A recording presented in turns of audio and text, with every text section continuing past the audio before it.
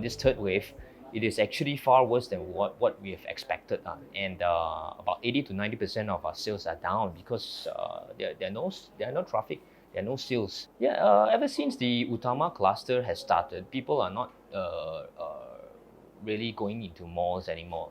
I'm actually expecting a lot that this snowball effect will have quite a bad aftermath, especially in the first and the second quarter of 2021. As you can see, people are afraid to go into the malls, so the number of visitors dwindle quite dramatically, quite drastically. Previously, we would still have, staff and workers to come and patronize us because they still work. But with the recent work from home order, we don't even have that luxury anymore. And also with the current order of you're talking about 2-person in a car, that ruling has also impacted our business in a very great way, because we have been doing a lot of family businesses. So when the family cannot come out in a car, and because they are only limited by 2%, so we don't get that family anymore. So that has impacted us very, very much. So our biggest issue is all of our landlords in all of our 97 outlets, we still have to pay rent.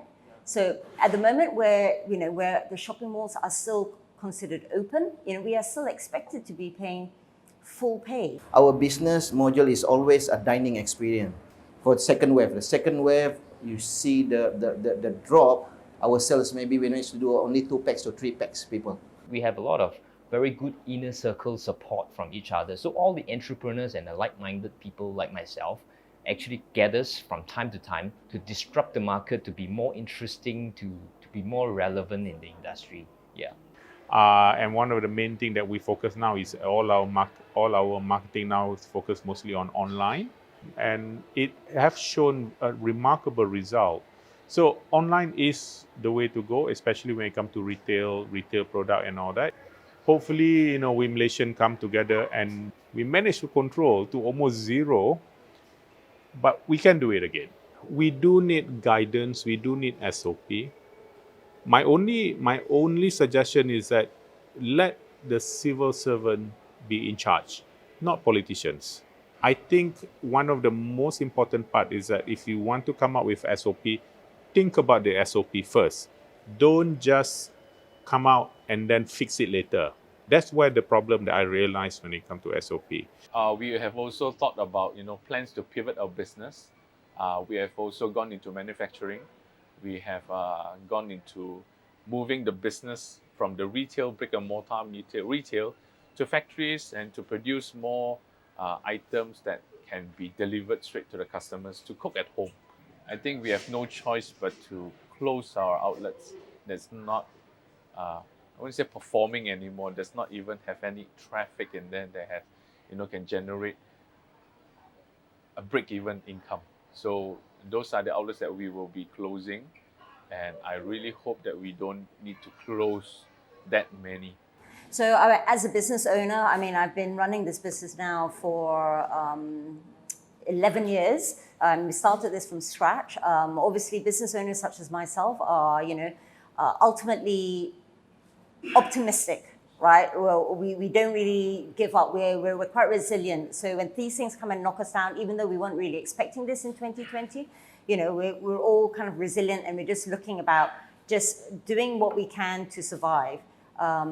Ultimately, we're hoping that this will just be shortened. This whole period will shorten, will not last forever. And, we do kind of see that there should be light at the end of the day. So I think for my advice for all SMEs during this period is really just protect your cash, just spend what you need to spend, but really protect it, because we don't know how long this is going on for, and hopefully we'll get to the end of this, sooner rather than later. During this time, the MCO, we have to come up, we have to be very creative, and then now we are looking very seriously into this takeaway kind of direction rather than before more dining experience here. So I'm hoping the government will look into this, expanding the moratorium for business people in terms of their business loan. Well, my predicts at least SME need to prepare towards year end or even until next year after Chinese New Year. So you have to get ready for next 3 to 6 month preparation. If not, if you go still traditional way of doing their own business, I think they are not able to survive, because this is the very critical. SME have to change their mindset to use digital, to use technology for their operation. Without technology, adopting technology, I think it's not easy for them to maintain their business. People still need to spend, the life still have to go on. So up to the businessman. If you are creative enough, if you are innovative enough, I think we always say that there is a crisis, definitely there is opportunity. SME should find a way to catch the opportunity. A lot of country, the SME, even Malaysia, we have a lot of SME doing very well during this COVID-19. Their sales is double, or even some of them even triple of their sales. So I urge all the SME, please find a way to innovate their way of doing business, to change their business model, or they can totally shut down their current business and restart their business according to the new way of doing business, new way of environment, which is considered this COVID-19 should be with us for next 3 years. How they can survive with the COVID-19 together and they sustain their business. This is more important.